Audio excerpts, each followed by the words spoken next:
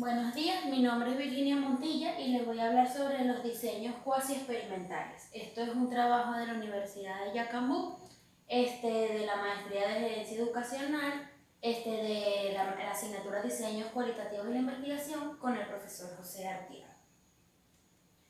Una investigación experimental, cuasi experimental, son diseños que carecen de un control experimental absoluto y que de todas las variantes relevantes. Esto es debido a que aquí no hay aleatorización de la muestra, es decir, el investigador escoge quién va a ser el grupo control y quién va a ser el grupo experimental. Y él mismo los asigna. Es útil para estudiar problemas en los cuales no se puede tener un control absoluto de la situación, pero se pretende tener un mayor control posible. Y existe la exposición, existe una respuesta y existe una hipótesis a controlar. Ok, ¿cuáles son las técnicas mediante las cuales se puede recopilar esta información? A través de pruebas estandarizadas, de la entrevista o de la observación. Y siempre se recomienda emplear una medición previa a la aplicación del tratamiento al fin de analizar las equivalencias entre todos estos grupos. Entonces, ¿qué hay que tener en cuenta con estas investigaciones? Disculpen. Primero, que hay un efecto Waterfall, donde las respuestas son inducidas por el conocimiento de los participantes de los cuales se están estudiando. Segundo, hay un efecto placebo, la respuesta que es producida por personas enfermas como consecuencia de la administración de un tratamiento, pero que no se pueden considerar como un efecto específico del mismo. También la regresión a la medida. La tendencia de los individuos es que tienen un valor muy elevado de las variables a obtener valores más cercanos a la medida de la distribución de las mismas. Y entonces estas variables se miden por segunda vez y en forma repetida en el tiempo. Y la otra, la evolución natural. Cuando el curso habitual de una enfermedad tiende hacia su resolución, los esfuerzos terapéuticos pueden coincidir con la mejoría de la observación, pero no puede ser su causa. Entonces, ¿cómo se clasifican estos tipos de diseño? Primero está el natural. El natural son los experimentos que se desarrollan en una población sin que se mida ningún tipo de intervención intencionada. Entonces, la intención se da por forma natural o psicofacial y luego se evalúa. Entonces, ¿cómo son estas? Primero, la experimentación natural se puede utilizar ¿dónde? Primero, en los cambios políticos de gobierno, ya que se pueden ver cómo se aplica en un grupo, cómo afecta esto en un grupo de población y en otros no. También se pueden utilizar en mecanismos biológicos y climáticos, donde, por ejemplo, si nacen mellizos, gemelos, las fechas de nacimiento, el género o los eventos climáticos, ya que aquí vamos a estudiar los retornos de cómo es la escolaridad de las personas, cuál es la experiencia laboral del mercado, el consumo y el ahorro en el aporte laboral.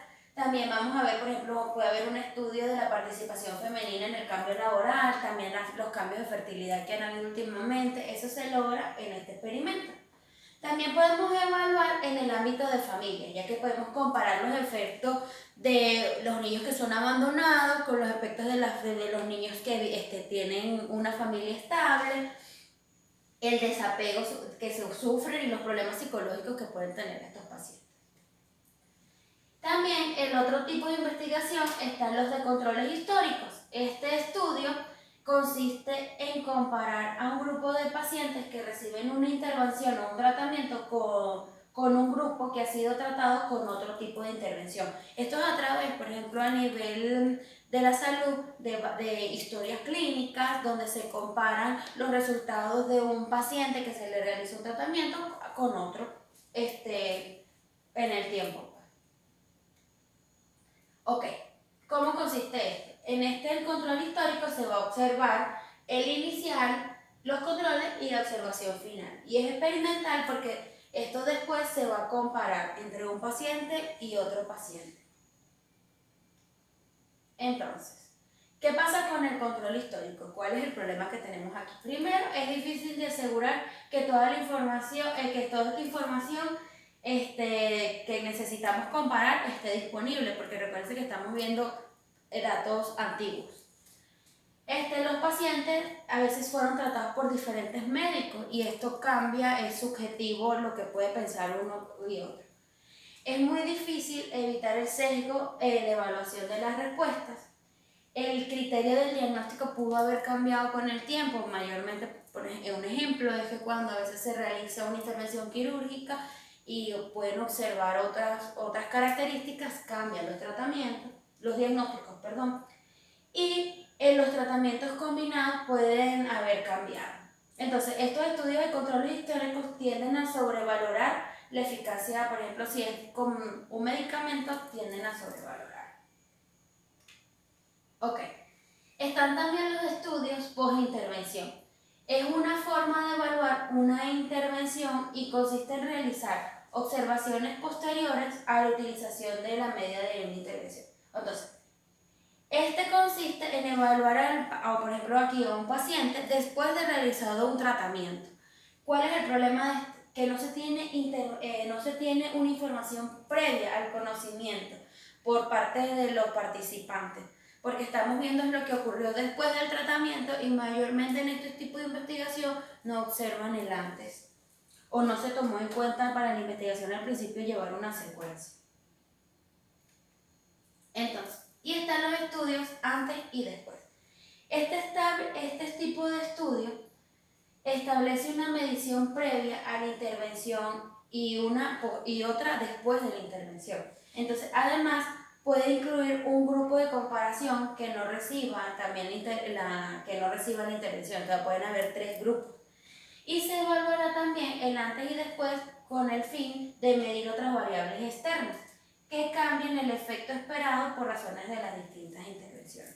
Es decir, hay un grupo que no se le realiza tratamiento, uno que se le realiza un tratamiento y otro que se le puede realizar otro tipo de tratamiento. Y se ven los antes y después de cada uno. O tal vez solamente 2 grupos, el que no se le realiza el tratamiento y el que se le realiza el tratamiento. Ok, entonces ¿qué realiza este grupo, esta comparación? Se observa el inicial, se realiza el tratamiento y se lleva el final. ¿Cuáles son los factores que pueden influir? Primero, la evolución natural de la enfermedad. Si hay personas que la enfermedad transcurre mucho más rápido que otras, entonces no va a ser diferente el tratamiento. Segundo, los fenómenos de regresión a la medida, los efectos inespecíficos del acto del médico, hay veces que el médico no actúa de la misma manera, o sea, no realiza el tratamiento de la misma manera. También influyen las expectativas del paciente, ya que a veces si hacemos un test, él puede decir que no esté de acuerdo y hay otros que sí y él está mejor el que no está de acuerdo. Y el efecto que habíamos hablado más anteriormente, que era el efecto de que todo se basa en la respuesta que nos dé el sujeto a estudio. Entonces, ¿cuáles son los análisis cómo se pueden hacer los análisis de resultados en este tipo de investigación? Se pueden hacer a través de la prueba T de Student, se pueden también hacer a través de los análisis de varianza y a través de los análisis de covarianza. Pueden ser utilizados estos test para los análisis estadísticos. ¿Cuáles son las ventajas que tiene este tipo de experimentos? Primero, son factibles dado que se pueden realizar en pequeñas unidades o en pequeñas poblaciones. Son más baratos y tienen menos obstáculos prácticos. Solamente, por ejemplo, a nivel clínico, con un consentimiento informado, el paciente se deja trabajar. Permite realizar investigaciones dentro de un marco de restricciones. Facilitan además el desarrollo del estudio en ambientes naturales y es posible inferir relaciones causales entre una variable independiente y otra dependiente, pero su probabilidad de ser verdadera es relativamente baja en comparación con los diseños experimentales verdaderos. Entre las desventajas que tenemos en este tipo de investigación es primero, que las variables independientes pueden confundirse con variables extrañas. ¿Por qué? Porque no se sabe si un cambio de estas variables depende relativamente de la variable independiente o de otro tipo de variable. Al utilizar grupos intactos o naturalmente formados, existe la posibilidad de que se presenten sesgos en la selección. Otro problema es que cuando se consideran los problemas de validez de la investigación deben tener presente, primero, que tienen que identificar claramente las limitaciones del estudio. Segundo, la equivalencia entre los grupos. Argumentar lógicamente los aspectos representativos y deben tenerlos y generales de la investigación. Para mayormente esta validez se necesitan 3 expertos, 2 expertos en el área y 1 metodológico para que sea un estudio que esté científicamente validado. Otro tipo de desventaja que tiene esta investigación es que el tipo de tratamiento recibido por grupos puede ser no suficiente, pues no puede ser suficiente para crear una diferencia entre ellos. El desarrollo de la investigación en un ambiente natural posibilita la intervención de variables extrañas, como habíamos dicho antes, y seguramente no se podrán ejercer un control de estas variables. El hecho de tomar grupos intactos, el investigador no tiene la certeza de que la muestra sea representativa de la generalidad. Por lo tanto, esto construirá una amenaza en la validez externa en donde se deriva una limitación del estudio. Y otro problema es que es importante cuidar los sujetos que no se enteren de que están participando en tal investigación para evitar sesgar los resultados.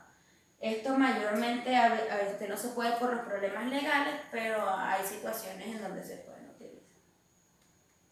Aquí se encuentran las bibliografías por su atención. Muchas gracias.